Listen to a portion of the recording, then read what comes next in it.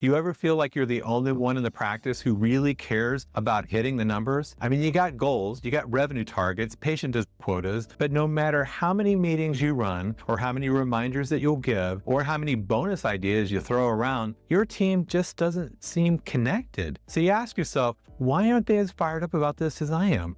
Why don't they feel the urgency? Am I the only one rowing this boat? That was me early in my leadership journey. I had a great team. They were skilled, they were kind, they were hardworking, but there was no alignment. Everyone was moving, but not in the same direction. And I realized that it wasn't a motivation problem. They didn't know what winning looks like from day to day. So they couldn't feel progress or urgency until it was too late. And that's when I stopped trying to talk people into success and I started showing them what success looked like. And how I solved this was almost backward from what you think would work. The simple thing that solved this was so simple that I almost overlooked it. And it started with a red line on a piece of graph paper. People love to chase magic tricks, that one hack that doubled their business, but leadership doesn't work like that. Real leadership is about consistency. It's the ability to give an order and ensure that it's carried out. It's the willingness to take actions, even when you're only 51% right, or even 51% sure that you're right. Because forward motion beats perfection, and over time, the leader who moves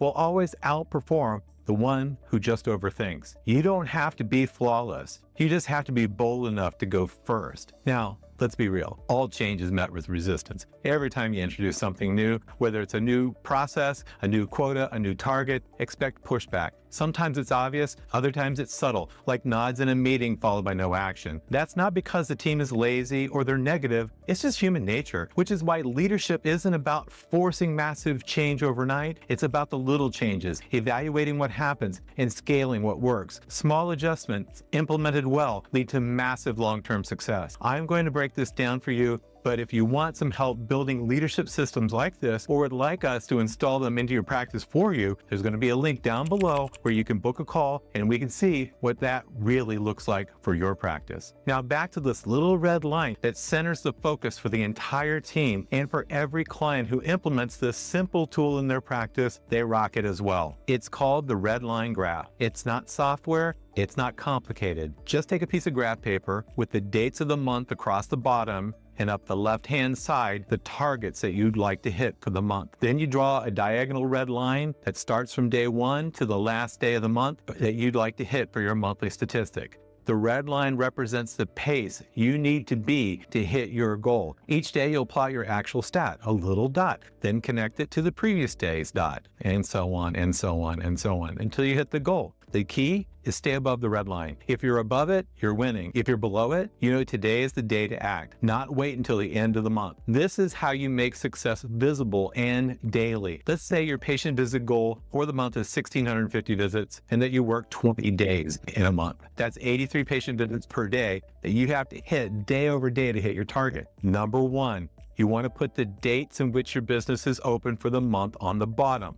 Number 2, you want to mark the cumulative visits up the left-hand side. Number 3, you're going to want to draw a red line from 0 to 1650. Each day, you're going to mark your graph of your actual progress. You want to keep it posted in the break room, in the manager's office, wherever your team can see it easily and daily. This becomes your practice scoreboard. And here's how it gets fun. When I had my practice, I took this concept even further. Even though we kept a monthly red line graph, we also built a 52-week red line graph. So not just monthly, but tracking the entire year, week over week. Now we had 3 different lines, 3 different red lines on this graph. If we crossed the lowest line, the entire team got a 4-day trip to Gatlinburg, Tennessee. If we crossed the middle line, all staff got a 4-day trip to the Bahamas. Now they couldn't bring a significant other or friend, even if they paid for it themselves, and some actually prefer the middle line of the red line graph. But if we crossed the top line of the red line graph, I'd send the entire team to the Bahamas for 4 days, all expenses paid, and they could bring a +1. We topped the highest red line graph, and in that year, my practice grew by nearly $1 million in revenue. It wasn't about the Bahamas. It was about alignment. It was about clarity.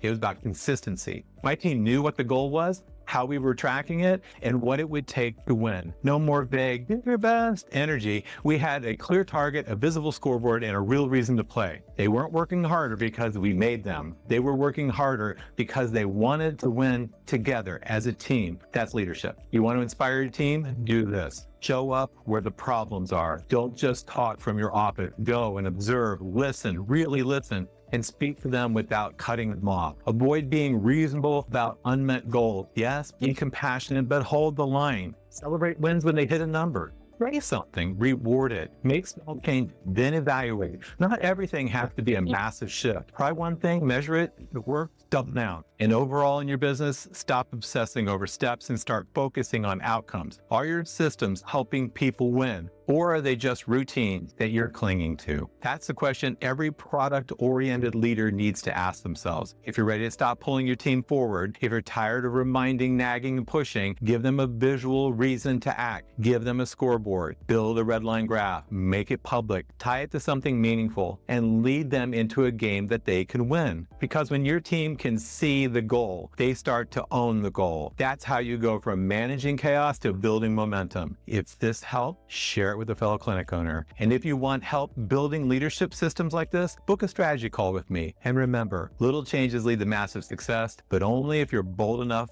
to lead them.